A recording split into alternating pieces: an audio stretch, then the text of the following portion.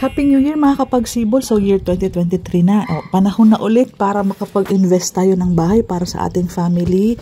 Saktong-sakto meron kaming RFO. Nangungupahan ka ba? Naghahanap ka ba ng bahay na walang down payment? Walang gastos kasi ang dami mo ng gastusin. Pagsibol Village South Phase 2 RFO for filing sa pag-ibig. Locally employed, 28,800 ang salary. Pwedeng combine sa asawa kong kasal or kapatid. Tara, visit us kasi meron pa kaming limited units for filing sa pag-ibig agad-agad. So, next few months, siguro mga 3 months nakalipat ka na.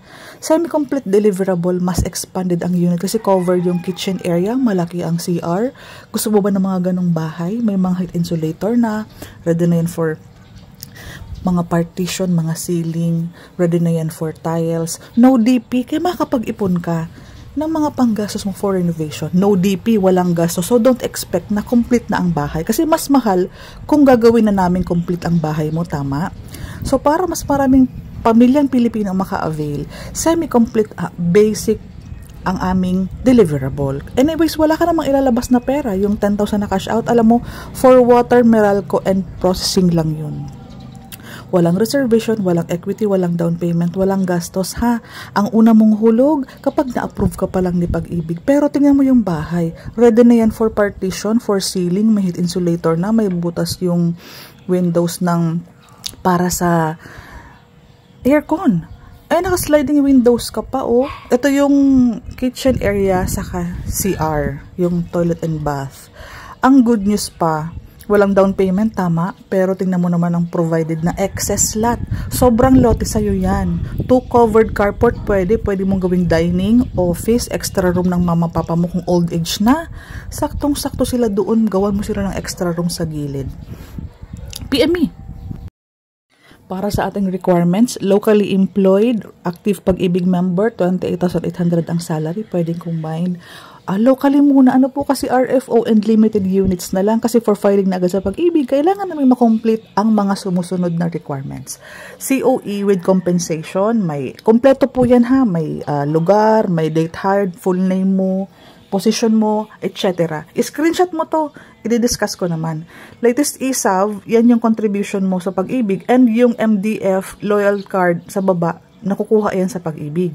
Yung 2 government ID, yung mga primary ID para PhilHealth, okay? Lahat ng valid primary ID. Company ID, syempre meron ka na yan. Dalhin mo lang, i-xerox mo ng back-to-back lahat ng ating requirements na ID. Back-to-back, colored, clear, permang 3. 3 months payslip kung BPO, kung private or government, 2 months payslip na dalhin mo. Birth certificate, naka-PSA. I-xerox ng clear na nababasa.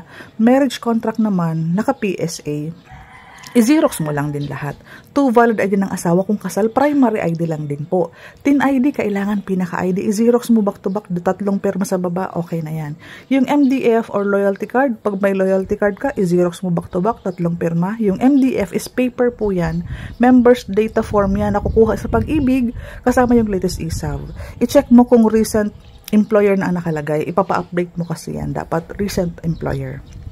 Picture, 1 by 1 po, 4 pieces. Pero dapat pina-photocopy mo sa Photoshop. Yung rough po ang picture ha, wag po yung glossy para wag nang ipaulit. Meralco bill latest, walang disconnection notice. Okay po. Ngayon, dahil hindi sa'yo nakapangalan ng Meralco bill, billing address lang ang kailangan. So, kailangan mo mag-attach ng barangay clearance for housing loan purposes. Full name mo, pero ang address dapat tamang-tama kung ano yung nasa Meralco bill. No worries. Talagang normal yan. Na hindi sa'yo nakapangalan ng Meralco. Complete filled out RA, meron ako niyan. Help sa mga natutulungan kita. Basically, kung locally employed ka, sobrang bilis lang ng mga requirements. 10 days, 5 days, pwede na natin itong matapos. Papadala ko na yan sa Bendel office for filing sa Pag-ibig. Antay ka ng approval. Ganun lang siya ka-smooth. Unang gagawin mo, mag-tripping ka. Dito lang ako sa Pagsibol. Dito din ang office. Dito din po lahat.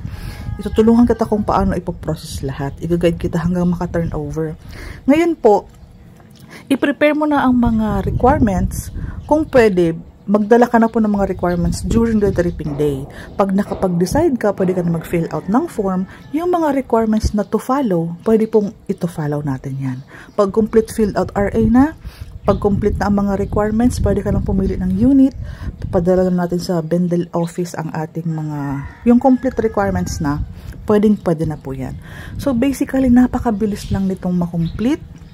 So pag-usapan natin kung paano ang pag-tripping. Taga dito lang po kasi ako. Mag-meet up tayo dyan lang po sa Naik Police Substation sa may labas ng Antero Soriano Highway. So sa mga gusto ng RFO, kakilala mo, kapatid, kaibigan, katrabaho, pwedeng mo po akong tulungan. Salamat!